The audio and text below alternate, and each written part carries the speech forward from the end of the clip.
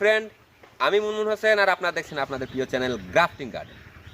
দেশ এবং দেশের বাইরে যে যেখান থেকে আজকে এই ভিডিও দেখছেন সবাইকে অনেক অনেক শুভেচ্ছা এবং অভিনন্দন।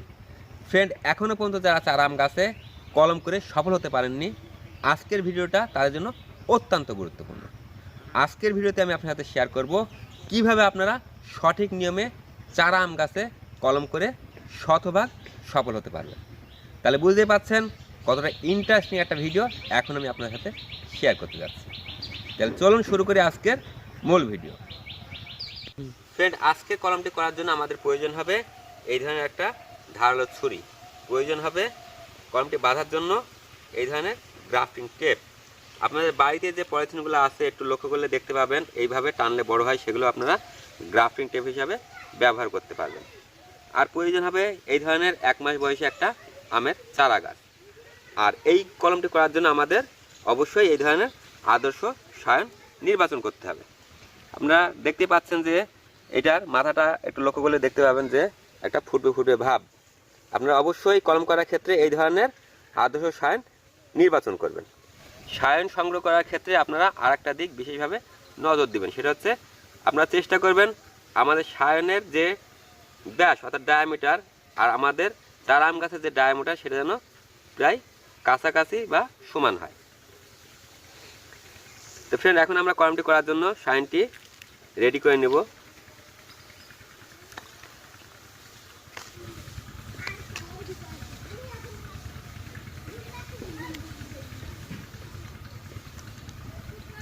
আপনারা এইভাবে সুন্দরভাবে আপনাদের সাইনের পাতাগুলা ছাড়িয়ে নেবেন।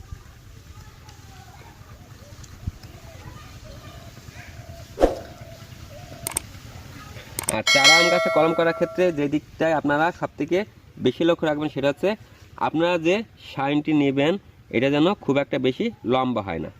এই ধরনের সাইন দিয়ে যদি আপনারা গাছটিকে কলম করেন, এই সাইনটি বেশি থাকার জন্য যে রসের প্রয়োজন হবে সেটা কিন্তু আমাদের এই চারা আম গাছটা সঠিকভাবে কিন্তু সরবরাহ করতে পারবে না, ফলে সাইনটি শুকিয়ে মারা যাবে। তাই আমাদের চেষ্টা করতে হবে যে আমাদের সাইনটিকে যাতে খুব ছোট অর্থাৎ এরকম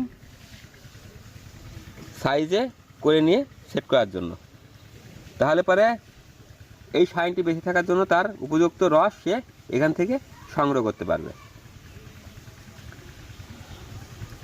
তো ফ্রেন্ড, এখন আমরা সাইনটিকে রেডি করে নিব। আপনারা ঠিক সাইনটিকে এইভাবে সুন্দর করে এক পোষে কাচার চেষ্টা করবেন।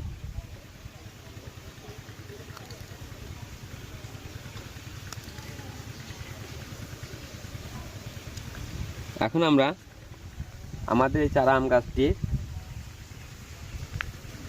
যে প্রান্তে আমরা কলমটি সেট করব সেইখান থেকে কিছুটা ছাল আমরা সুন্দরভাবে তুলে দেব।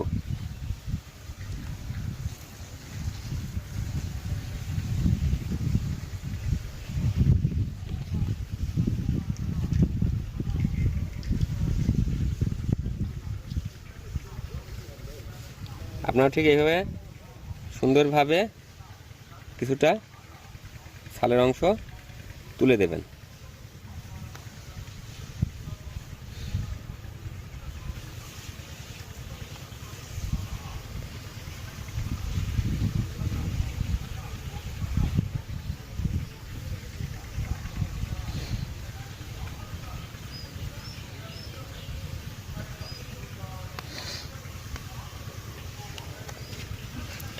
এবার আমরা যেখানটাতে আমাদের সায়নটি সেট করব সেই জায়গাটা আমরা সুন্দরভাবে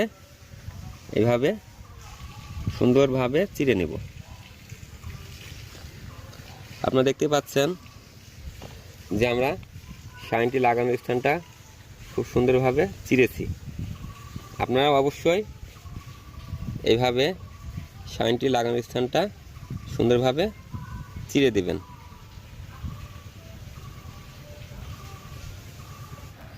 তো ফ্রেন্ড, এখন আমরা আমাদের এই চারা আম গাছ থেকে সঠিকভাবে ক্যাম্বিয়াম লেয়ারটা সিলেক্ট করার জন্য আমরা এই যে আগে যে কেটেছিলাম আপনারা দেখতে পাচ্ছেন, এইটা বরাবর আমরা সুন্দরভাবে চিরে দেব।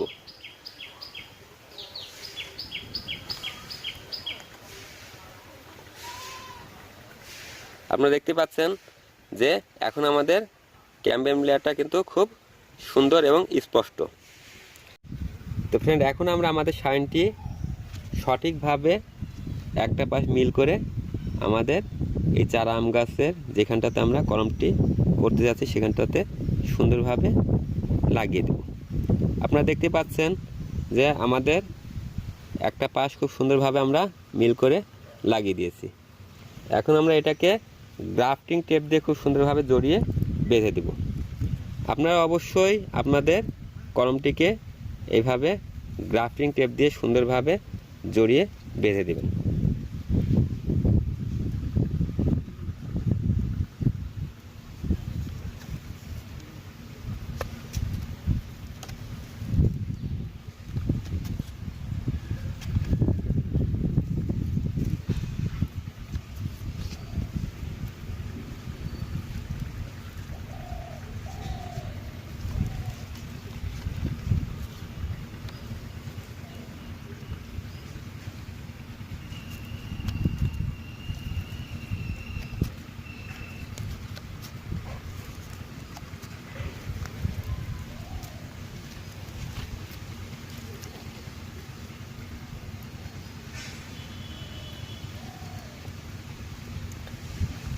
আপনারা দেখতে পাচ্ছেন যে আমাদের কলমটি আমরা খুব সুন্দরভাবে মিল করে গ্রাফটিং টেপ দিয়ে জড়িয়ে বেঁধে দিয়েছি। আপনারা ঠিক এইভাবে সুন্দরভাবে গ্রাফটিং টেপ দিয়ে জড়িয়ে বেঁধে দিবেন।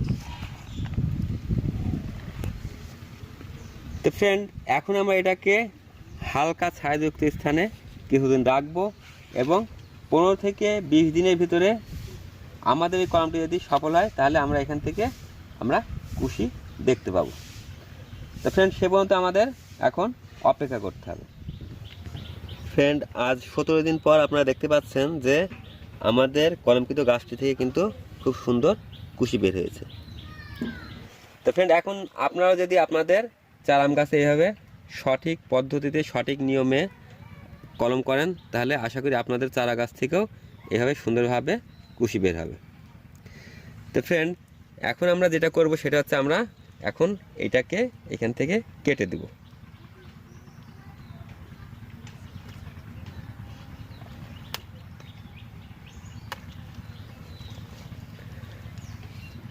কলমটি আর কিছুদিন হালকা ছায়াযুক্ত স্থানে রাখার পর আপনারা এটাকে সরাসরি রোদে রাখতে পারবেন।